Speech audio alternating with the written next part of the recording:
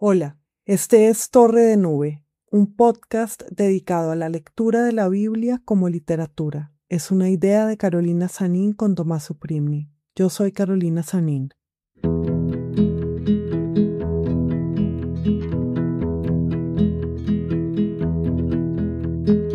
Mi fe de niño, ¿dónde está? Me hace falta, la deseo. Hola, bienvenidas a la ya octava sesión de Torre de Nube.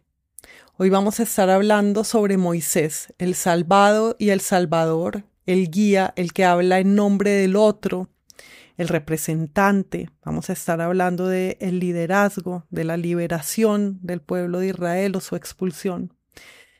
Vamos a leer los capítulos 1 al 13 del Éxodo. En la primera parte, como es costumbre, haré yo el comentario y en la segunda parte de la sesión estaré hablando con Daniel Coronel. Bienvenidos.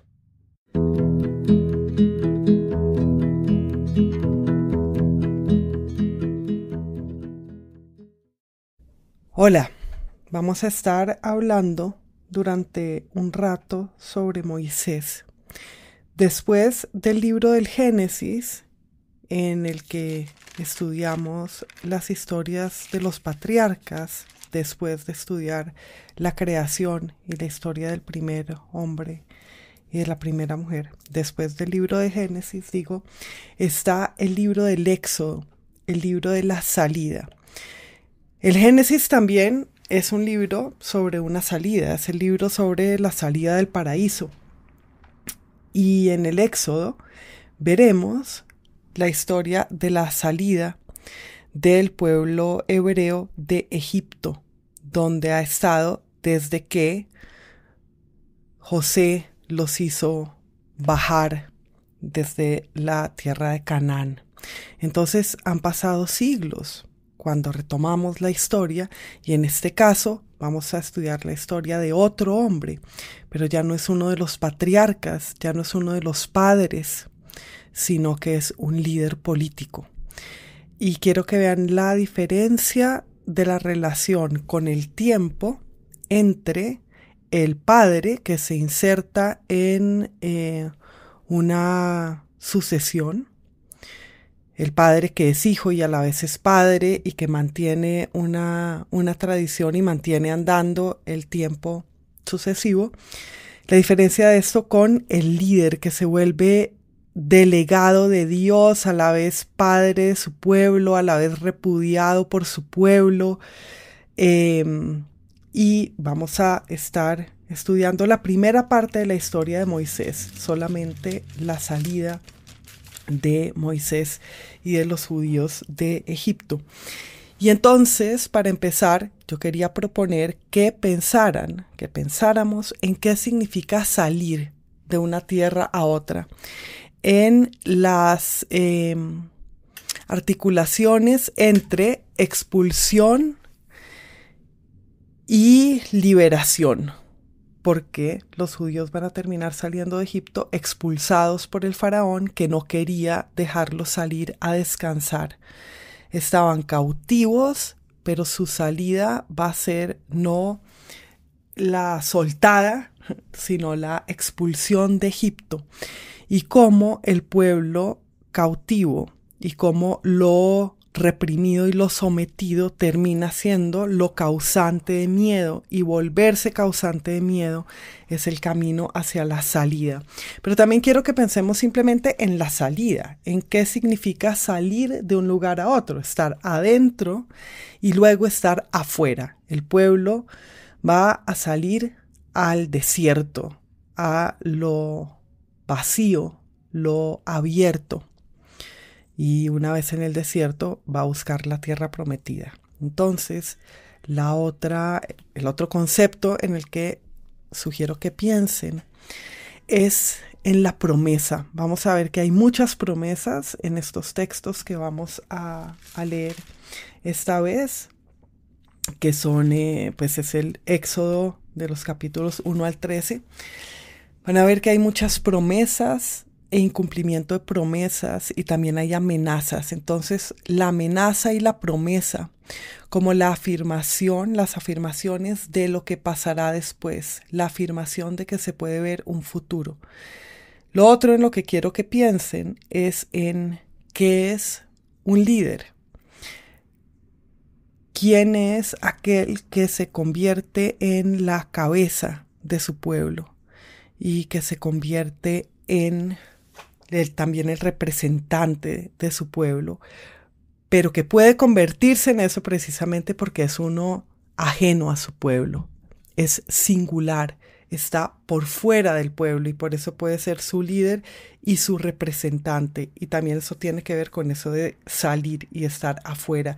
El líder siempre ha estado de alguna forma afuera. Empecemos entonces.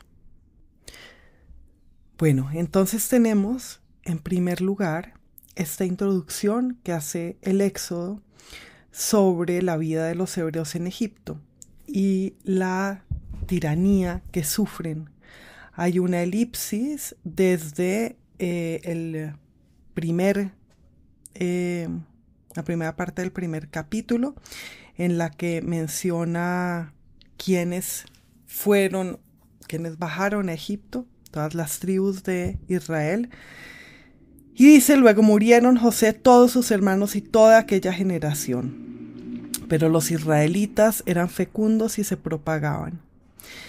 Y enseguida cuenta que surgió en Egipto un nuevo rey que no había conocido a José. Entonces esto me interesa mucho, esta gran elipsis. No sabemos, pues, o sí sabemos después, pero en este momento cuánto tiempo pasó, de modo que se borrara la memoria entre los egipcios de cómo habían llegado ahí los israelitas. Entonces, fíjense en que hay un pueblo dentro de otro pueblo, y el pueblo anfitrión, digamos, y el pueblo dominante, que son los egipcios, de alguna manera no saben cómo es que están ahí los hebreos entre ellos. Entonces hay como esta laguna de la memoria.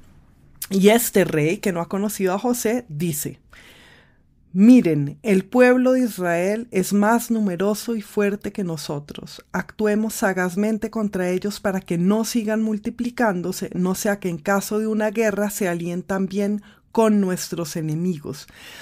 Entonces, el pueblo distinto que está dentro del pueblo dominante es causa de sospecha, porque no se lo puede ubicar. ¿De dónde son esos israelitas? ¿Quiénes son?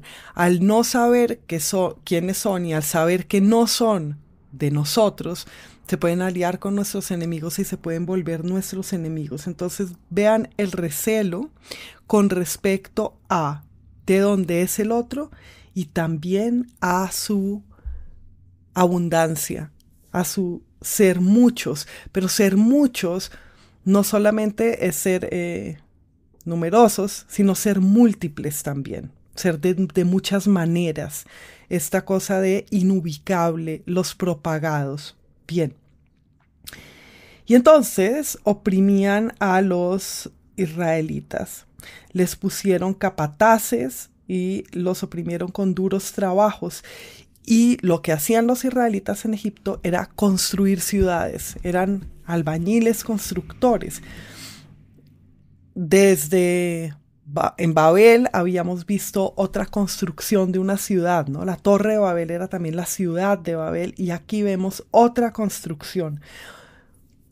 Y son los hebreos los que están construyendo con los trabajos del barro, de los ladrillos, del campo y con toda clase de servidumbre. Los esclavizaron brutalmente. Y entonces el rey decide que se mate a todos los niños varones que nazcan de los hebreos.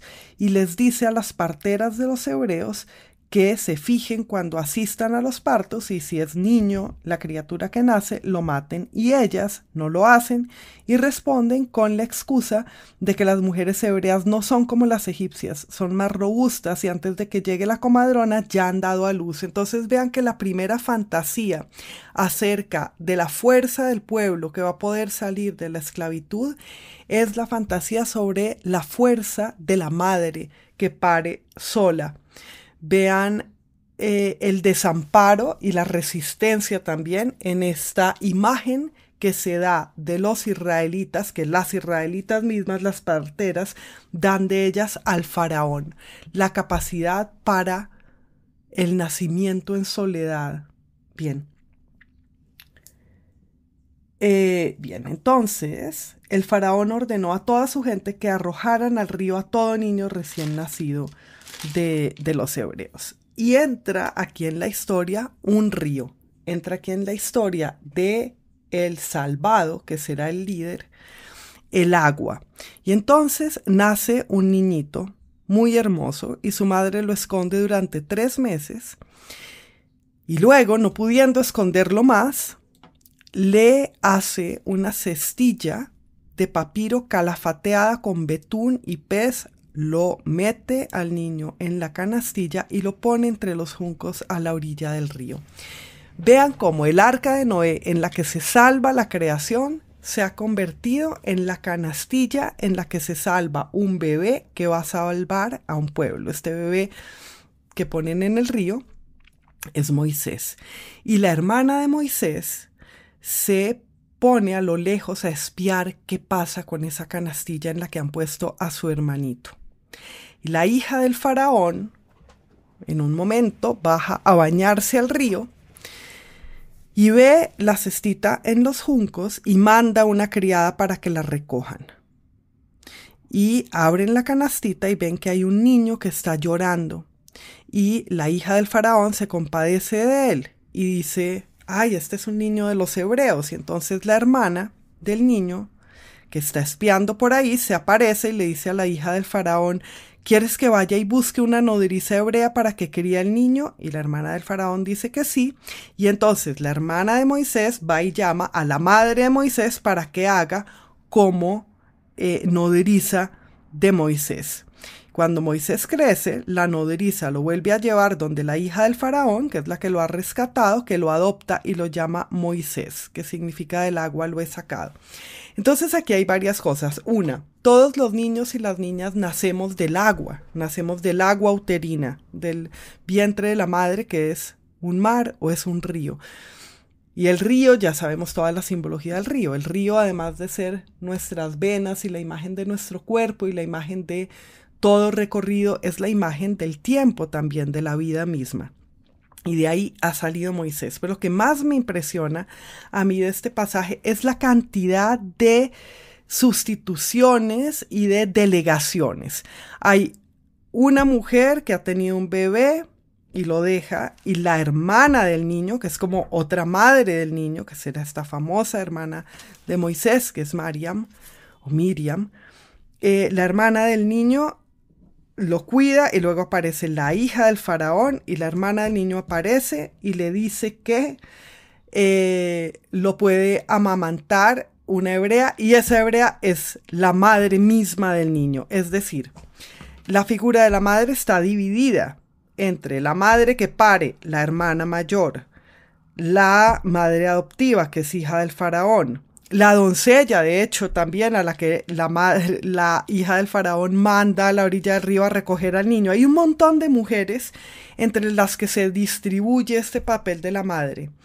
Y luego este papel de la madre vuelve a unificarse de alguna manera porque la madre falsa, la nodriza, la madre sustituta, termina siendo la madre verdadera. Entonces, me interesa muchísimo que dice eso sobre la división y distribución, por así decirlo, de la maternidad y luego la reunificación de la maternidad. Entonces ese es el primer antecedente de Moisés, Moisés bebé.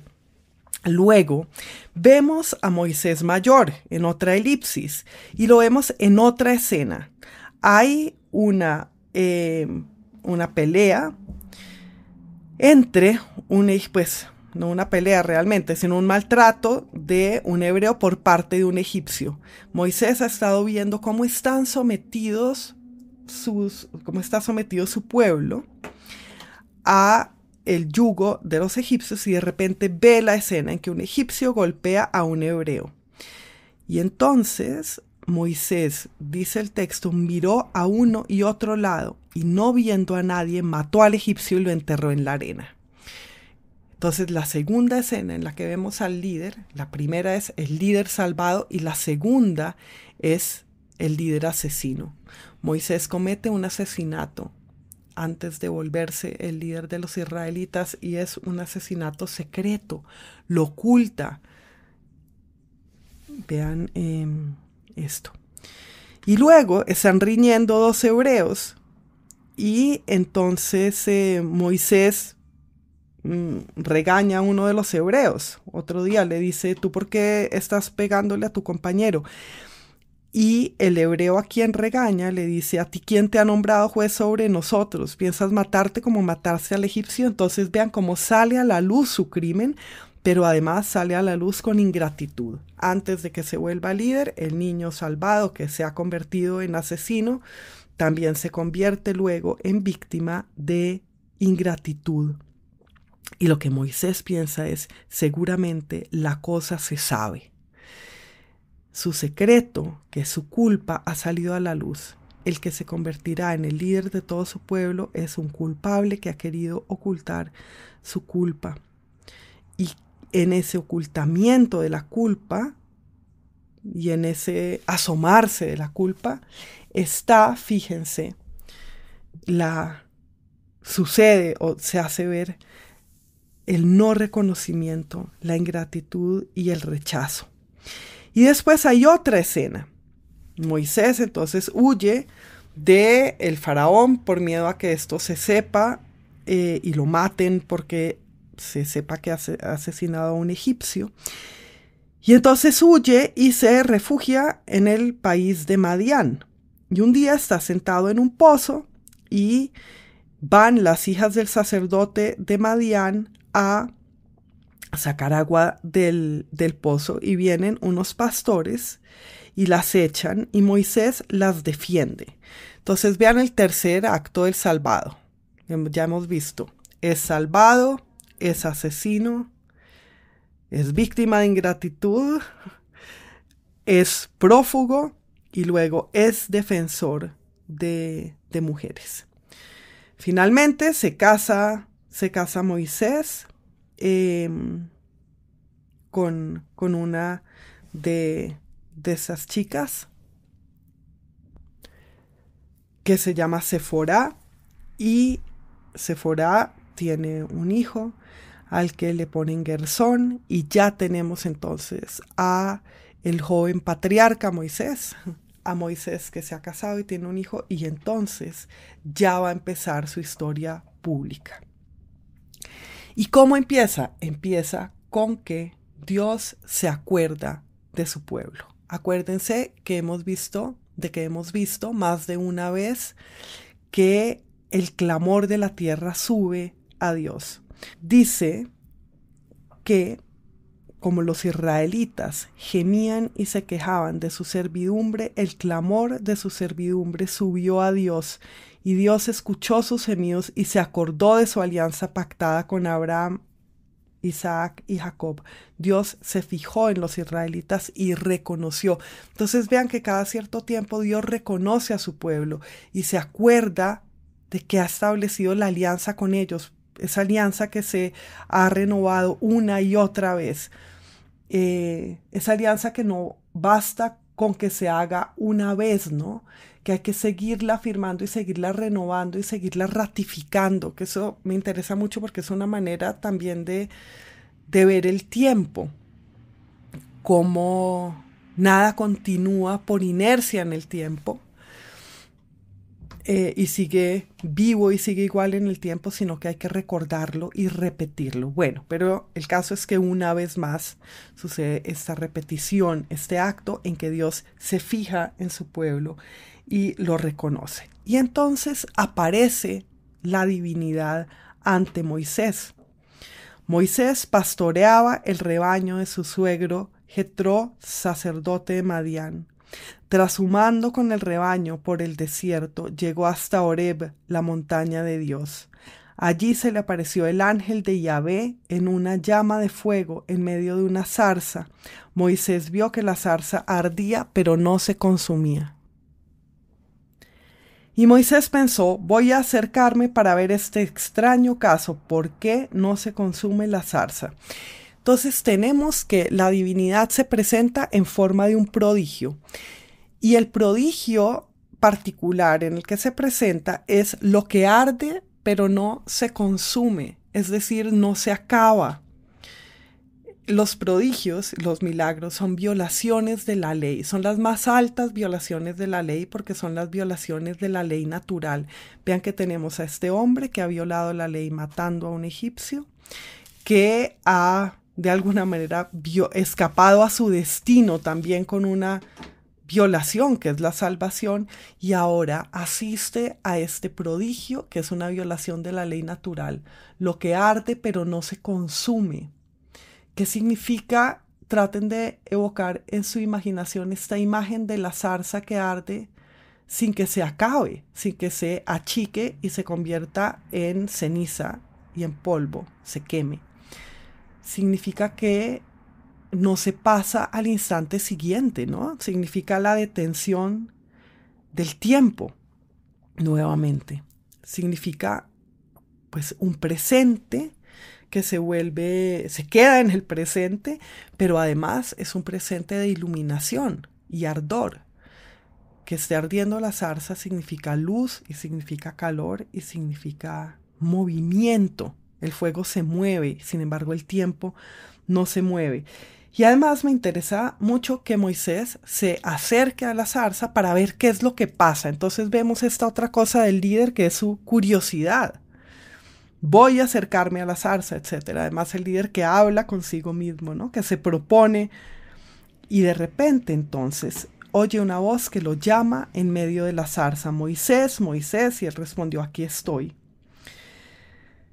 Y la voz le dice, no te acerques aquí, quítate las sandalias que llevas puestas porque el lugar que pisas es suelo sagrado. Y entonces Dios se presenta. ¿Y cómo se presenta? Dice, yo soy el Dios de tu padre, el Dios de Abraham, el Dios de Isaac y el Dios de Jacob. Se presenta a través de los ancestros de la historia, del recuerdo otra vez. El Dios que ha recordado a su pueblo, ahora le dice a su pueblo, a Moisés, que es en este momento su pueblo y será el líder de su pueblo, que se acuerde de él, se lo recuerda. ¿Quién es? Esta zarza ardiente que está por fuera del tiempo recuerda el tiempo sucesivo. Pero en el tiempo de la sucesión también está el tiempo que no pasa, ¿no? Porque de lo que se trata al conservar la memoria de las generaciones y de los padres y los hijos es también de decir que en todo se repite el anterior. Entonces, a la vez que es la afirmación del río del tiempo, es la afirmación del círculo del tiempo. Pero bueno. Entonces se establece aquí qué es lo que va a pasar y cuál es la misión de Moisés.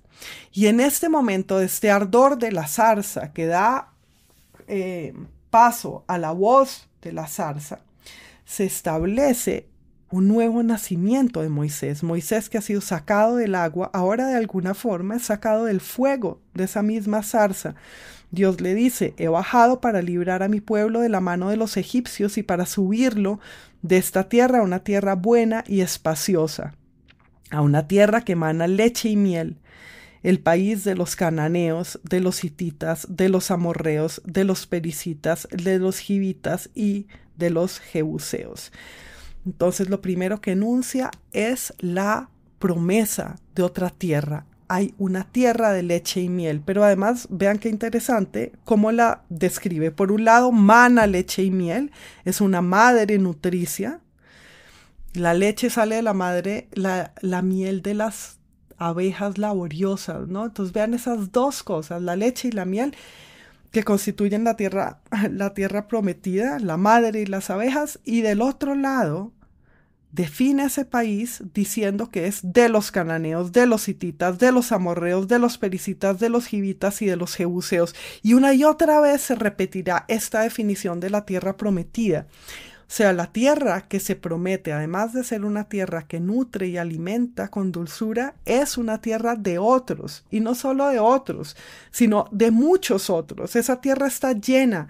En el momento en que leemos en este Éxodo 3, esta lista de los pobladores de la tierra, la imagen que se nos viene es, por un lado, de lo que fluye, porque emana leche y miel, pero también de lo que pulula. No solo porque pensamos en las abejas, sino porque pensamos en toda esta gente. Entonces la tierra que se promete es una tierra que es de otros. Fíjense cómo lo que se promete desde el comienzo es la dificultad de conquistar una tierra. Y es lo que vendrá más adelante en los otros libros del Pentateuco. Y es pues las guerras que vienen, la conquista que viene también. Y le dice Dios, así que ponte en camino. Y Moisés pregunta, ¿quién soy yo para ir al faraón y sacar de Egipto a los israelitas?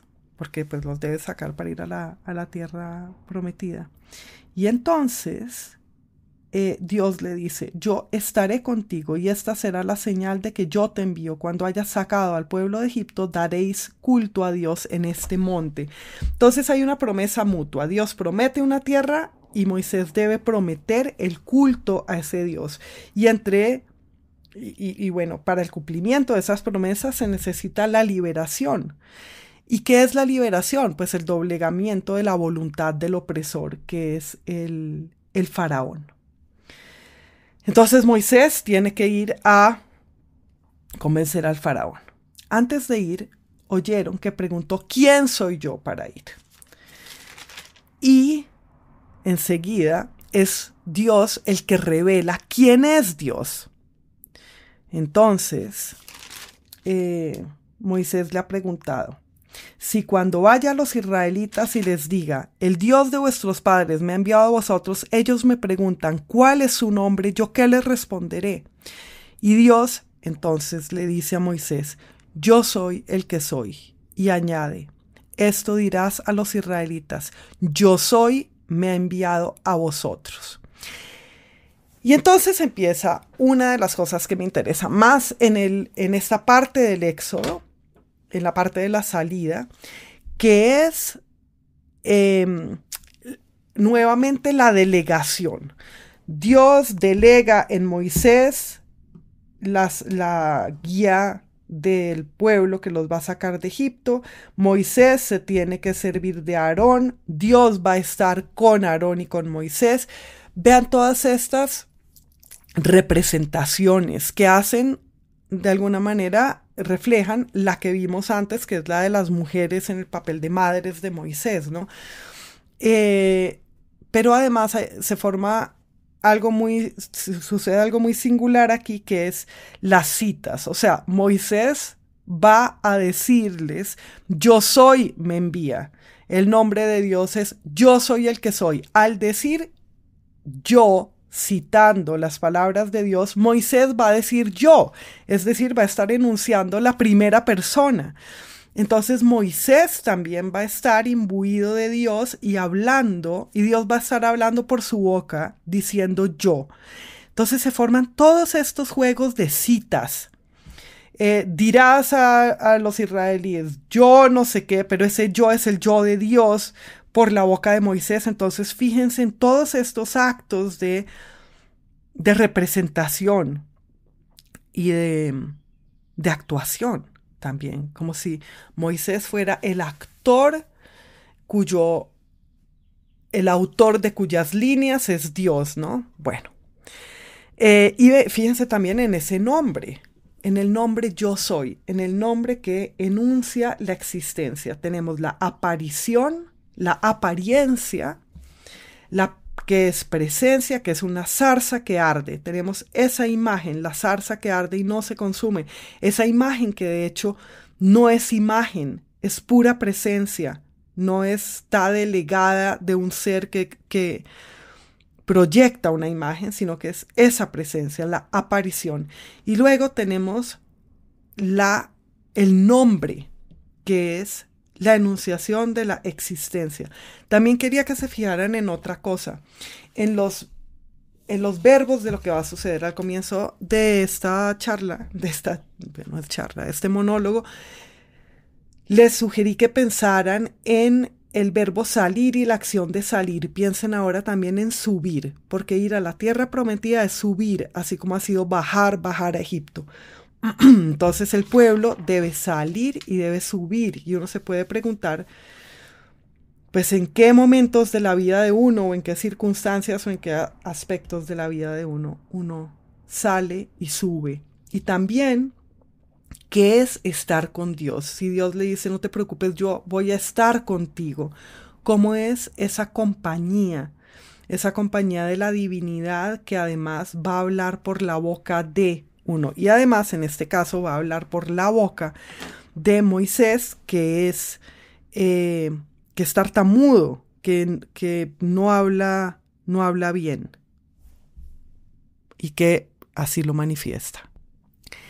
Enseguida, entonces, Dios le da las instrucciones a Moisés. Ve, reúne a los ancianos de Israel y diles, Yahvé, el Dios de vuestros padres, el Dios de Abraham, de Isaac y de Jacob, se me apareció y me dijo, yo os he visitado y me he dado cuenta. Entonces vean qué gracioso, porque Dios está citando a Moisés y está, por así decirlo, remedando a Moisés en el momento en que Moisés lo va a citar a él. Dense cuenta de este círculo y de cómo se forma esta rueda que es la unidad entre el hombre, Moisés y Dios en esta citación mutua.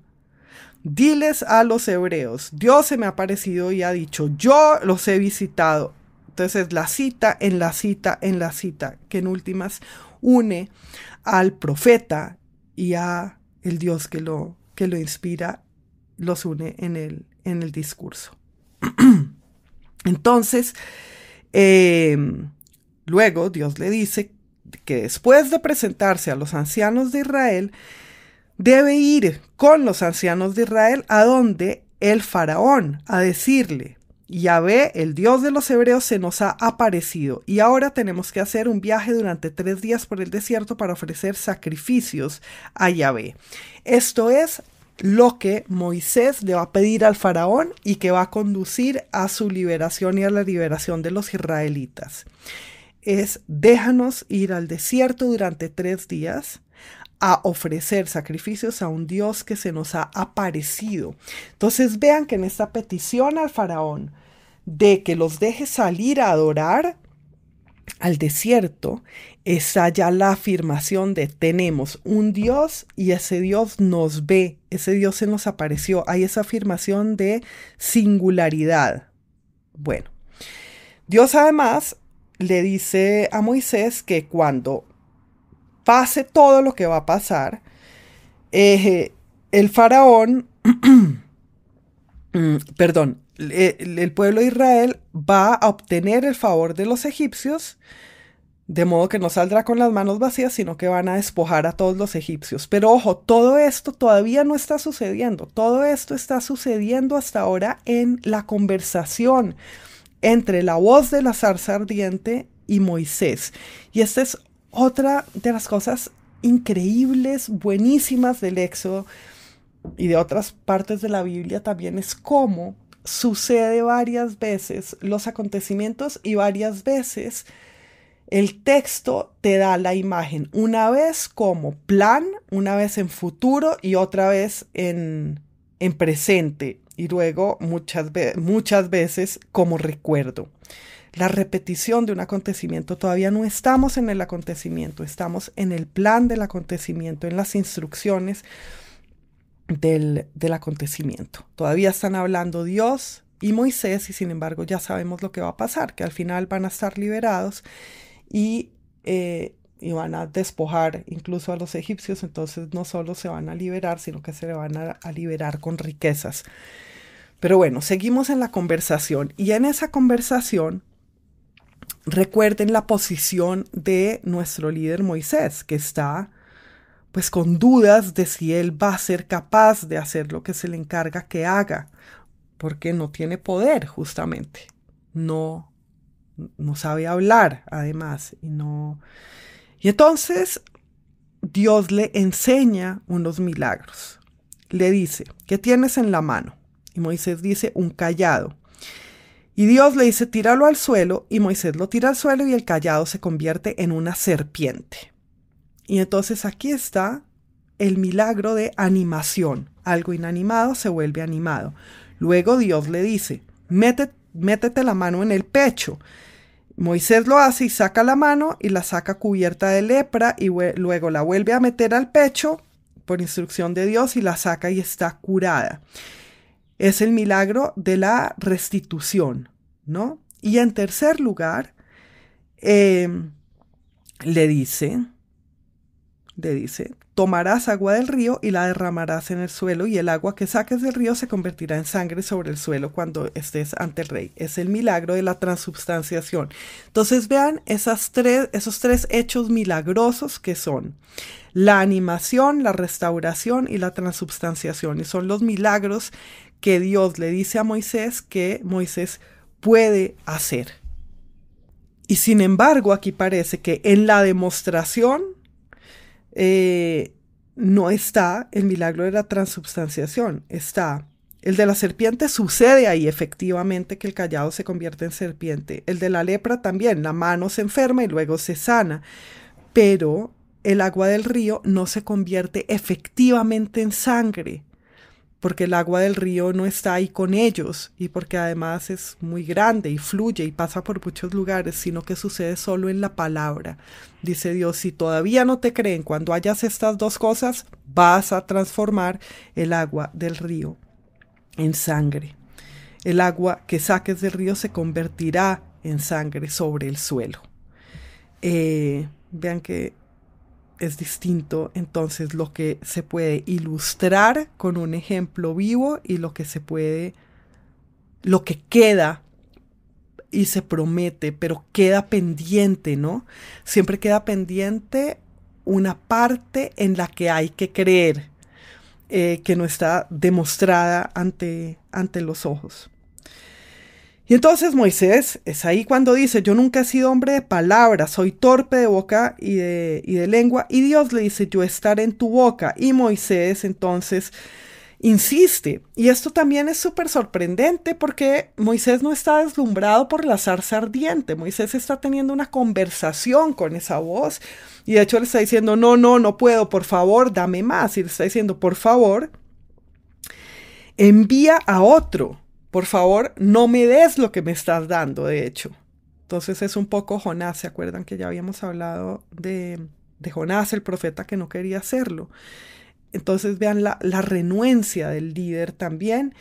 Y entonces se encendió la ira de Yahvé contra Moisés. Ya Dios se desespera y le dice, bueno, tienes a tu hermano Aarón, que sea él el que hable entonces. Y entonces le dice, tú le hablarás y pondrás las palabras en su boca, y yo estaré en tu boca y en la suya, y os indicaré lo que habéis de hacer. Él hablará por ti, él será tu boca y tú serás su Dios. Vean nuevamente esta serie de representaciones. En todo esto está el teatro. ¿Qué papel vas a hacer? ¿Qué papel vas a hacer para él? ¿Qué líneas vas a decir en tu papel? Y finalmente Dios le dice, toma este cayado en tu mano porque con él has de hacer los prodigios. Entonces tenemos este elemento que es el cayado, que es el cayado del pastor. Moisés es pastor de ovejas antes de ser este pastor de los hombres. ¿Y qué significa el pastor? ¿Cuál es el papel de pastor? El pastor dirige y también cuida. ¿Y a dónde lleva el pastor a las ovejas? Finalmente las lleva a la muerte. Pero mientras están con vida las lleva a pastar y las trata bien. También a la muerte nos lleva nuestro Dios o nos lleva nuestra propia vida.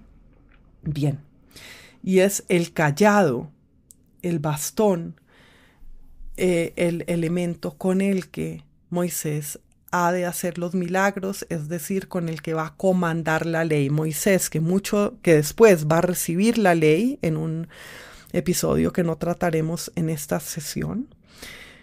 Moisés, el que va a recibir la ley, ha tenido antes poder para violar la ley, las leyes de la naturaleza, con los milagros a través de su cayado. Bueno, Moisés sale entonces de Madián, ¿se acuerdan de la tierra en la que se ha refugiado? por ser asesino y en la que ha encontrado esposa y en la que ha tenido a su hijo, sale de Madián y vuelve a Egipto y entonces sucede esta escena de la circuncisión del hijo de Moisés, porque en el camino, durante el viaje en un albergue, Yahvé le sale al encuentro a Moisés e intenta darle muerte, que es un episodio muy misterioso, ¿no? Y entonces Sephora corta el prepucio de su hijo y toca las partes de Moisés diciendo eres mi esposo de sangre, y entonces Yahvé lo suelta. Pero vean estas traiciones de Yahvé, que en un momento dado, o estas aparentes traiciones, que son también recuerdos, ¿no? Momentos en que da la alarma para que se recuerde.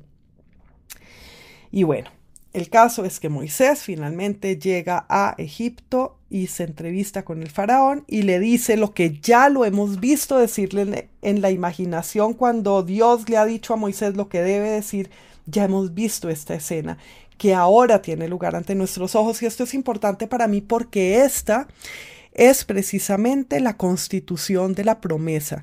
Si tú estás leyendo el texto y ves que Dios le ha dicho a Moisés, tú le vas a decir esto al faraón, y 2 páginas más adelante ves que Moisés efectivamente le está diciendo eso al faraón, entonces el texto te da un fundamento para que tú tengas confianza en la palabra, confianza en lo que se te ha prometido en tu propia misión o en tu propia vida o en la continuidad de tu vida, o confianza en el tiempo. El caso es que vemos aquí a Moisés hablar con el faraón y le dice exactamente las mismas palabras, se repiten: deja salir a mi pueblo para que celebre una fiesta en mi honor en el desierto, o casi las mismas palabras. Entonces, ¿qué es lo que está pidiendo el pueblo de Israel? Está pidiendo una pausa, está pidiendo una suspensión en el tiempo. Ir al desierto a adorar es una forma del sábado también, es una suspensión en el tiempo para conectarse con aquello que está por fuera del tiempo, es decir, con lo divino. Ese es el sentido del descanso. Y al pedirle una y otra vez, insistentemente, Moisés a Dios, permite que hagamos un viaje de 3 días al desierto para ofrecer sacrificios, porque lo dice una y otra vez y de distintas maneras, está siendo un líder político y está siendo como un líder sindical, está pidiendo una pausa para los trabajadores, para que los trabajadores hagan otra cosa distinta que construir.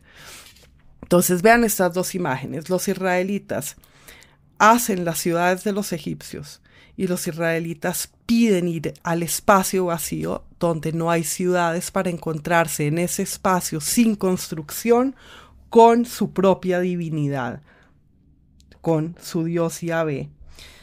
Y esa es la libertad, y esa es la liberación, que es una liberación del espíritu y una liberación con respecto al trabajo. Entonces vamos pensando en ese momento de descanso que se convertirá luego en el mandato del sábado. Y ¿se acuerdan que el 7º día fue el día en que Dios descansó de la creación? Y el hombre se quedó luego pues en el Edén. Volver a el 7º día del descanso de Dios a través del propio descanso en un 7º día es volver al Edén.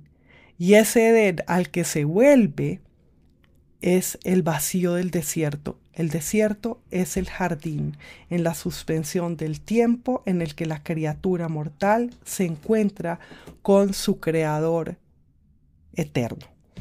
Esto es interesantísimo, porque luego cuando se entregue la ley, verán, no en esta sesión, pero cuando sigan leyendo el Éxodo y lean el Levítico y lean el Deuteronomio, verán la insistencia en el sábado. Es muy importante no hacer nada el sábado, es muy importante conservar el descanso, como si en el descanso estuviera el secreto y el milagro de la posibilidad que tiene el hombre de no morir, su dimensión divina.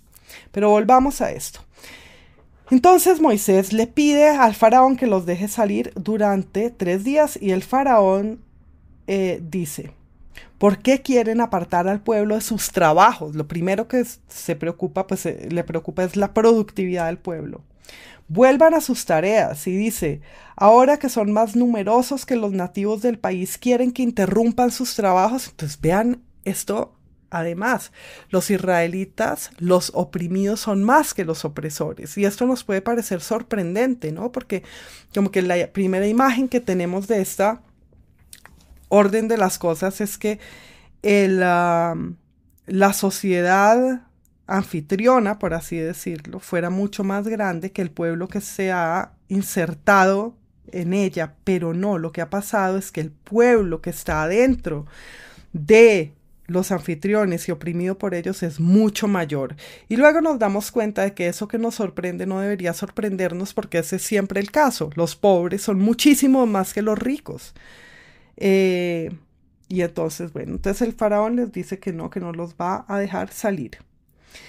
Y arrecia el yugo, no se dice, sí, bueno, sí se puede decir así, ¿no? El yugo se vuelve más recio sobre ellos.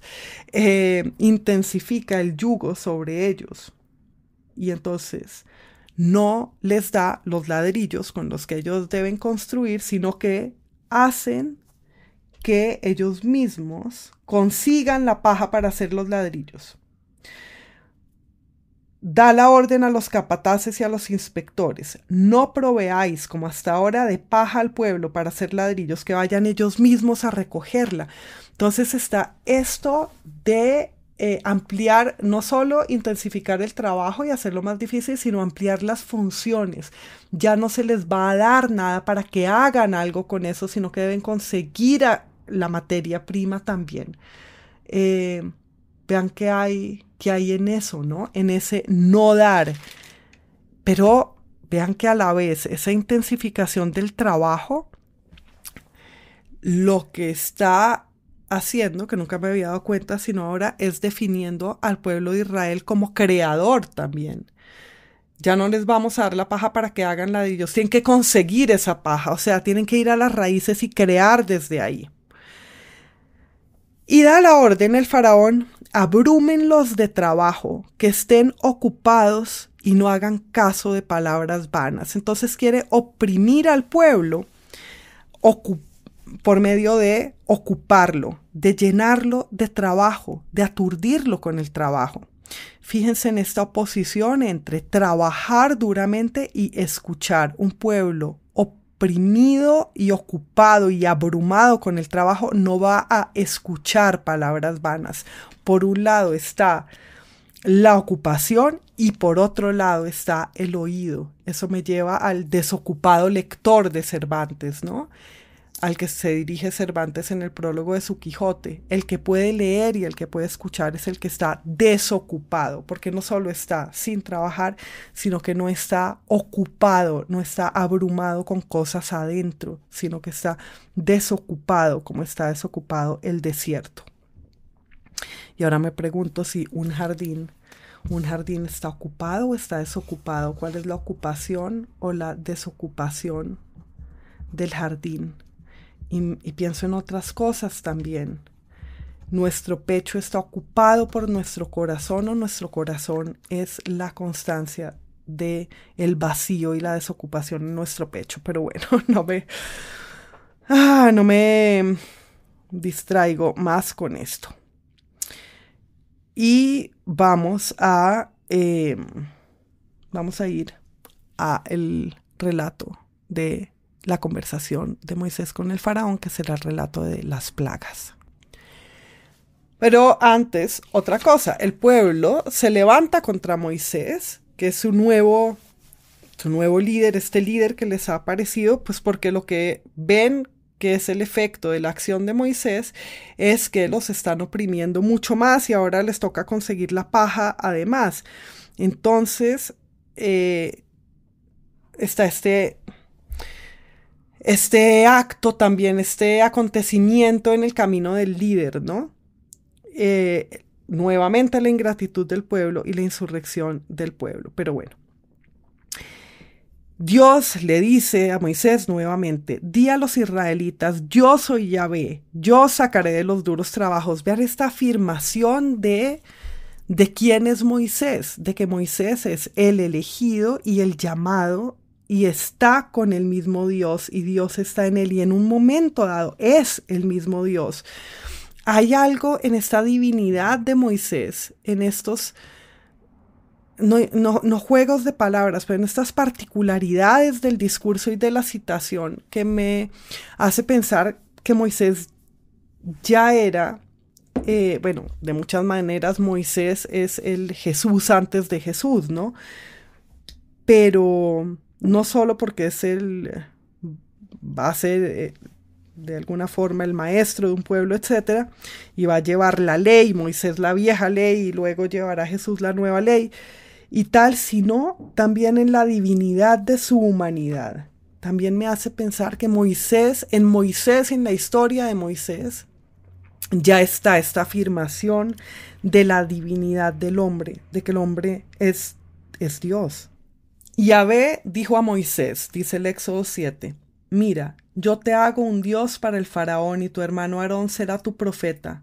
Tú le dirás cuando yo te mande y Aarón, tu hermano, se lo dirá al faraón. Vean otra vez esta cadena, pero también esta divinización del hombre de la que les hablaba. Y entonces, los egipcios reconocerán que yo soy Yahvé, dice Yahvé, cuando extienda mi mano sobre Egipto y saque a los israelitas de en medio de ellos. Y empieza la historia de las plagas de Egipto. Se presentan ante el faraón, Aarón tira el cayado delante del faraón y de sus servidores y el cayado se convierte en serpiente. Entonces hacen esa demostración de poderío. Pero los magos de Egipto hacen lo mismo. Tiran sus callados sus bastones, y se convierten en serpientes. Pero el cayado de Aarón, transformado en serpiente, se come a los otros bastones transformados en serpientes.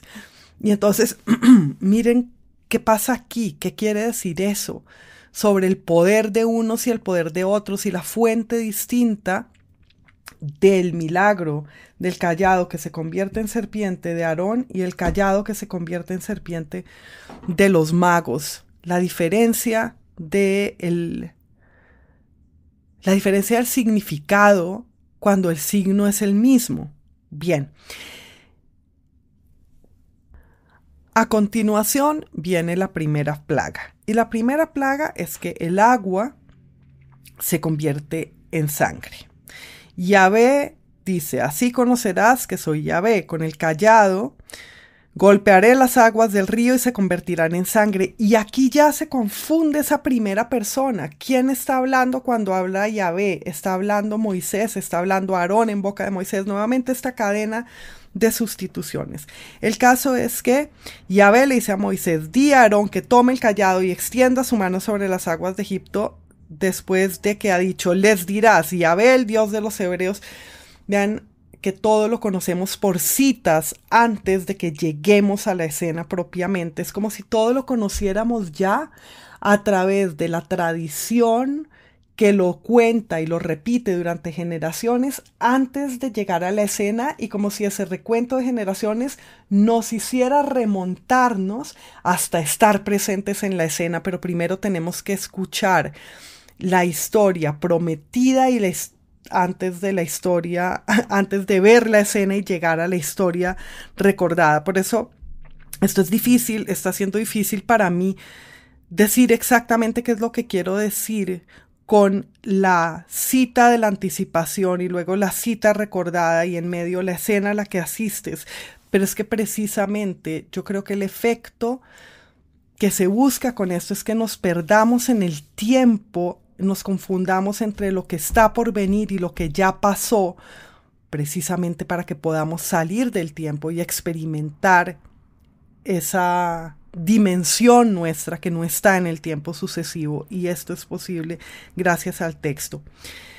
Pero bueno, entonces el caso es que Aarón debe extender la mano sobre todas las aguas de Egipto y que haya sangre, y enseguida de que Yahvé dice a Moisés: di a Aarón que tome su cayado y extienda su mano sobre las aguas de Egipto, sobre los canales, los ríos, las lagunas, las cisternas, y la convierta toda en sangre, se dice: Moisés y Aarón hicieron lo que Yahvé les había mandado.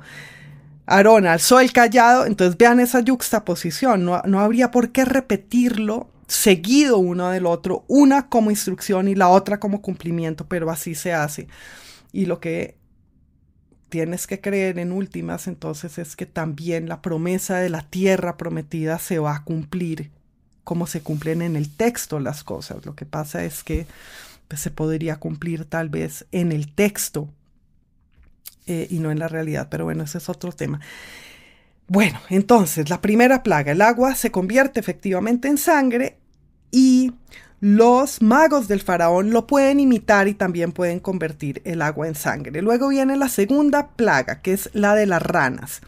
Infestaré de ranas todo tu país, el río bullirá de ranas, saltarán y entrarán en tu casa, en tu dormitorio y en tu lecho. Entonces viene la amenaza. Vean que a veces he dicho promesa en vez de amenaza. Vean la diferencia entre esos dos, ¿no? La amenaza es la promesa de algo malo y la promesa es la amenaza de algo bueno, pero ambos son esta afirmación de que se puede ver el futuro. Y bueno, vienen las ranas y saltan y cubren. Pero quiero que vean la naturaleza de las plagas. ¿Qué es una plaga? Que tiene una plaga, una infestación y una apestación.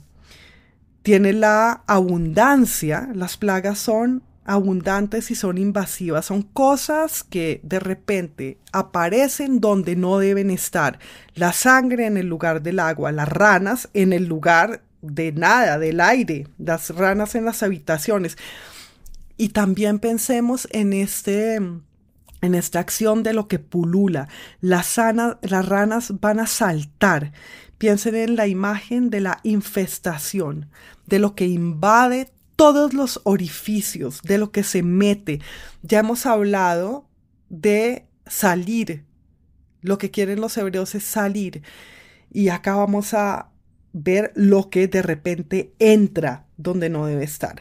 Y eso me lleva a lo que yo creo que es algo central en el relato de las plagas, y es: los israelitas hacen caer las plagas sobre Egipto porque Egipto los ha considerado a ellos mismos como una plaga.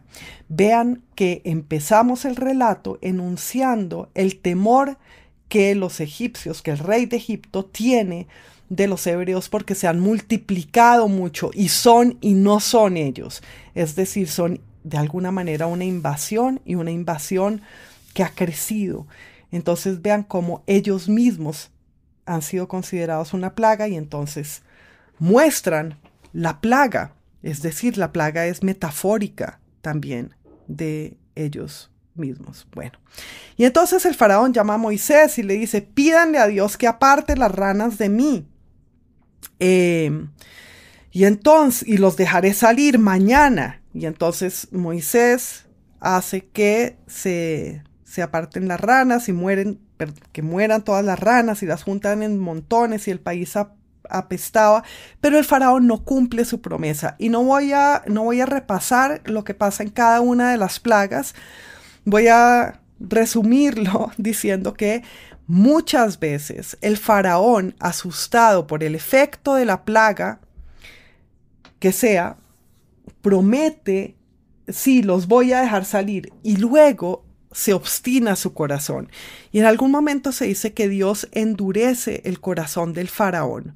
Entonces viene esta otra cosa por la que nos preguntamos: ¿qué es?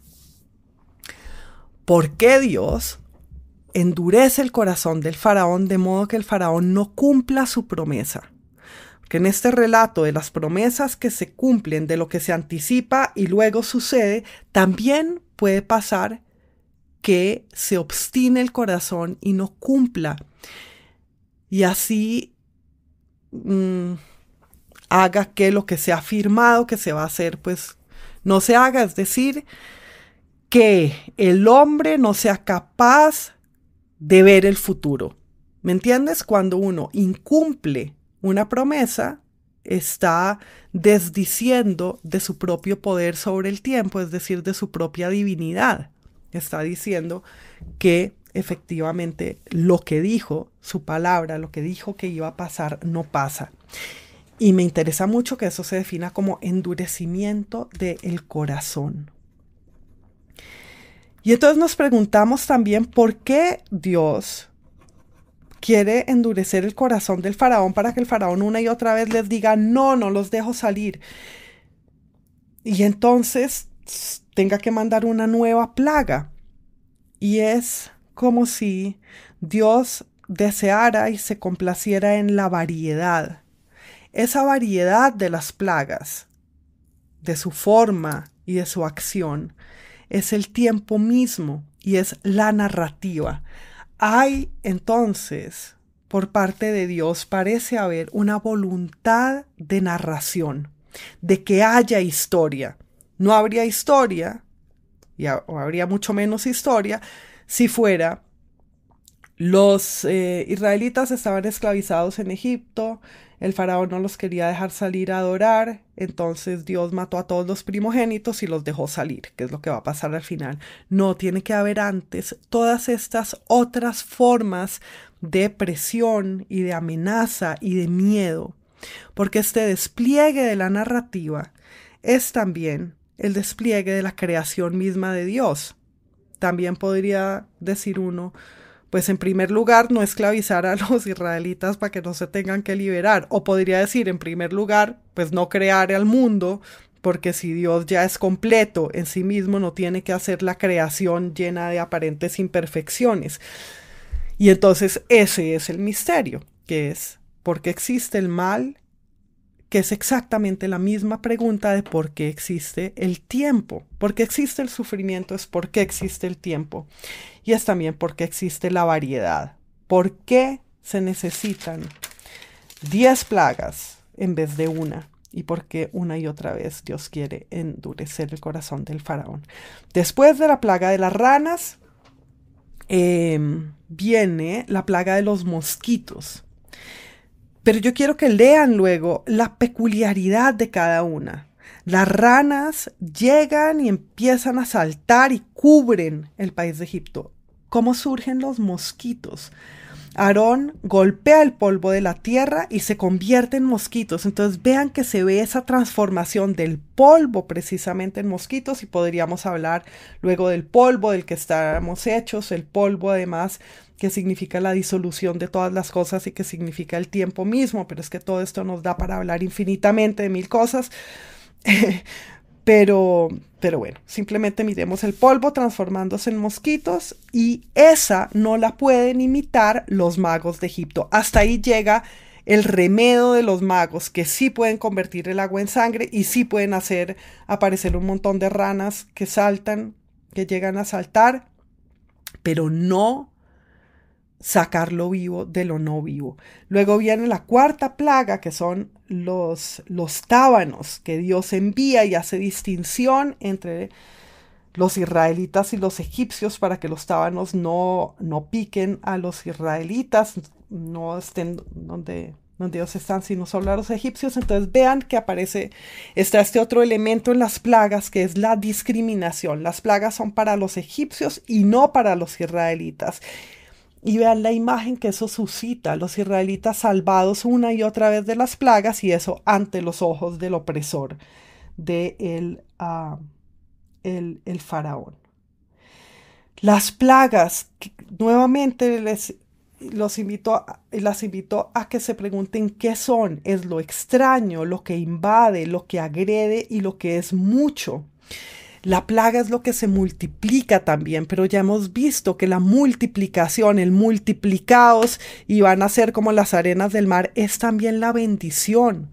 Entonces, quiero que estén ahí en este lenguaje de la multiplicidad. Lo que se hace mucho, y como lo que se hace mucho es la bendición, y también es la evidencia de la maldición.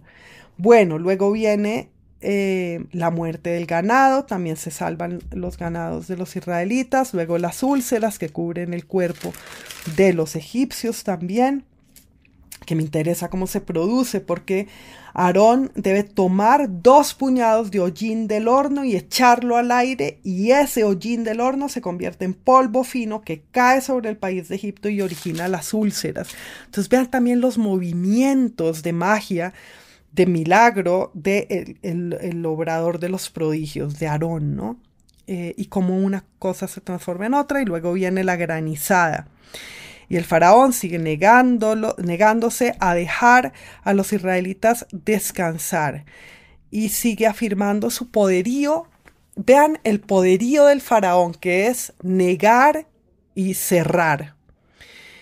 Y el poderío de Dios a través de Aarón y Moisés, que es multiplicar, aunque sea, pues, es destruir, pero es destruir multiplicando y haciendo aparecer. De todas maneras, es una destrucción creativa, ¿no? El faraón en varios momentos regatea con los israelitas, como verán, como vieron cuando leyeron esto. Dice, bueno, pueden salir pero sin los ganados, pueden salir pero sin llevarse a los niños, porque quiere la garantía de que van a volver. Luego viene la plaga de las langostas, que es la 8ª, las langostas que cubren la superficie de la tierra y se comen todo. Y luego viene la plaga de las tinieblas. Después de que se han devorado las langostas todas las cosechas y han cubierto el cielo, es como si surgiera la idea de una plaga de la de antes también. O sea, la sucesión de las plagas, su intensificación, su naturaleza, contiene también como una técnica narrativa, como un acto surge del anterior y una idea surge del anterior en la mente del autor del texto, que es el autor de las plagas, que es el autor de la muerte, que es Dios. Bien. Y la 9ª plaga de las tinieblas es interesante porque nos hace pensar como en una descreación, ¿no? Ya habíamos hablado de cómo el diluvio también es como una reversión de la creación. Las tinieblas estas que cubren a Egipto también. Y finalmente Dios anuncia la 10ª plaga. ¿Y cuál va a ser la 10ª plaga? Va a ser que se mueran todos los primogénitos de Egipto, desde el primogénito del faraón que se sienta en su trono hasta el primogénito de la esclava que se ocupa del molino, así como todos los primogénitos del ganado. Y entonces viene esta 10ª plaga. Dios va a pasar por las casas de los egipcios, matando, haciendo morir a todos los primogénitos. Va a pasar el exterminador, el ángel exterminador, ese poder de exterminio de Dios. Y luego, va a pasar por alto, va a pasar de largo las casas de los israelitas. Entonces hay varias cosas aquí, como el temor de Dios salva. Dios ha estado durante páginas aquí mostrando su furia y su capacidad de destrucción, y finalmente va a salvar a los primogénitos de los israelitas por los pelos, porque son vecinos allí de los egipcios. Va a pasar por alto una puerta de una casa que se unta. Se debe untar las casas con la sangre del sacrificio. Dios la pasa por alto, pero en ese pasar por alto está también para mí presente el casi. O sea, que pase por alto tu casa y no mate a tu primogénito significa que casi lo mata porque mató al del vecino. Y en eso está el temor de Dios. Es el temor de Dios lo que puede salvarte. Y el temor que sientes hacia Dios es lo mismo, o parecería en un momento dado que fuera lo mismo que el amor a Dios, y se confunden, y tú puedes pensar que son opuestos. El temor y el amor están tan entreverados en el Antiguo Testamento que es muy difícil muchas veces ver el amor que luego estará en el Nuevo Testamento. Bueno, y entonces se establece después la fiesta de los ácimos, y se establece antes de que tenga lugar efectivamente la muerte de los primogénitos. Dios establece la fiesta de la Pascua y cómo tienen que celebrar la Pascua, y les dice exactamente lo que va a pasar. Entonces, nuevamente vean cómo el resultado se anticipa a el proceso. Dios ya dice qué es lo que va a pasar y cómo se va a prescribir esto. Yahvé pasará para herir a los egipcios, pero al ver la sangre en el dintel y en las jambas de las puertas de los israelitas, pasará de largo por aquellas puertas y no permitirá al exterminador que entre en sus casas para herir a nadie. Y entonces ahí hay muchas cosas. El sacrificio, la sangre del sacrificio y la intención del sacrificio. Aquí está dicho qué cosa es un sacrificio y cómo sirve para distinguir y para salvar. Como el sacrificio marca la puerta para que la muerte pase de largo. Pero ¿qué es el sacrificio? Es también una muerte. Es decir, el que haya muerto el animal del sacrificio significa que no va a morir el primogénito de la casa cuyo dintel se unte con la sangre del animal sacrificado. Y entonces viene la muerte de los primogénitos. A medianoche Yahvé hirió a todos los primogénitos del país de Egipto, desde el primogénito del faraón, que se sienta en el trono, hasta el primogénito del preso, que está en la cárcel. Vean cómo se repite lo mismo, pero con una variación, ¿no? Lo mismo que se dijo como anuncio, se dice como testimonio, con una pequeña variación, porque siempre el oído hace variar. Y hablando de oído, se repite también que hubo grandes alaridos en Egipto. Egipto suena el dolor de Egipto. Y entonces el faraón llama a Moisés y a Aarón y les dice: salgan del medio de mi pueblo, sálganse ya. Y dice: saludadme, es decir, que le den salud, ¿no? Y los egipcios presionaban al pueblo para que saliera antes de que todos se murieran. Entonces así es como tiene lugar la expulsión. La liberación viene como expulsión. Vean qué interesante, no como un don que se da por reconocimiento de los derechos del pueblo a adorar o a irse, sino como rechazo por el miedo.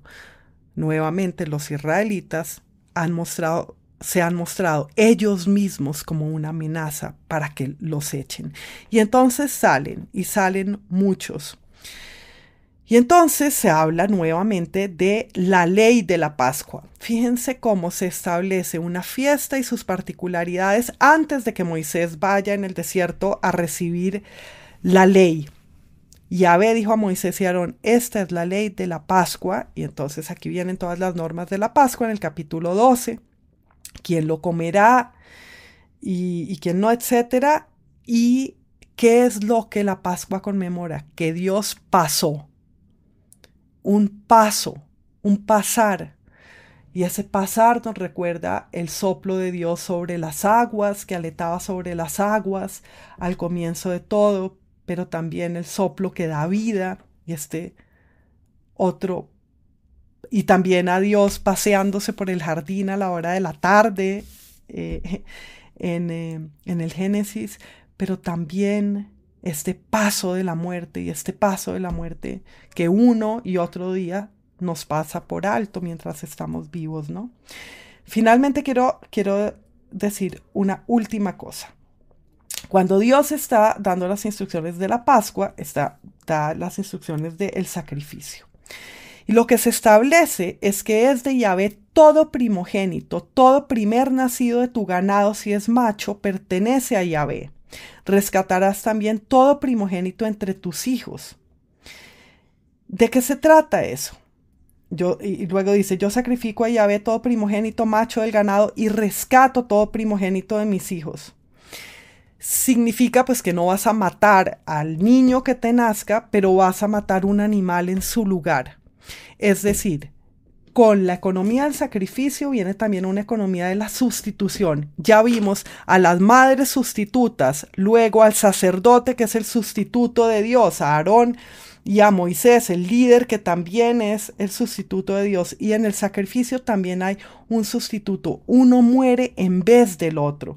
Uno rescata al otro. Y esto, pues por supuesto, anticipará el sacrificio de Jesús, que sustituye a toda la humanidad con su sacrificio, pero también Él sustituye al Cordero. O sea, es al revés. Ya el cordero no sustituye al niño en el sacrificio, sino que el hijo sustituirá al cordero en el sacrificio, en ese sumo acto de amor de Jesús. A partir de la próxima vez vamos a estar hablando de Jesús, pero lean el resto de la historia de Moisés que no hemos tenido tiempo para abarcar en esta larga sesión. Muchas gracias.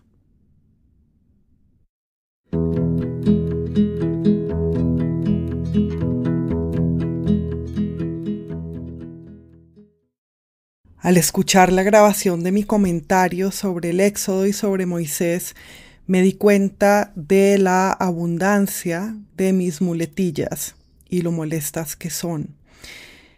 Digo muchas veces entonces y digo fíjense en, y también se oyen unos golpecitos en el micrófono como una especie de latido desacompasado que es inquietante. Espero que no les moleste demasiado.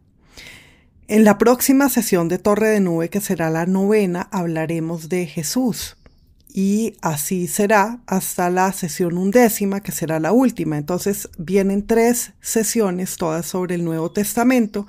Y sugiero entonces que si quieren, ven, ya dije entonces 2 veces otra vez, vayan leyendo los evangelios. Pero antes de eso, quédense a la conversación que sostuve con Daniel Coronel sobre Moisés y sobre el Éxodo.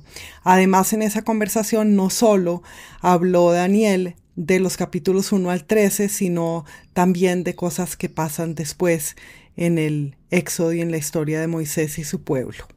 Sigamos entonces.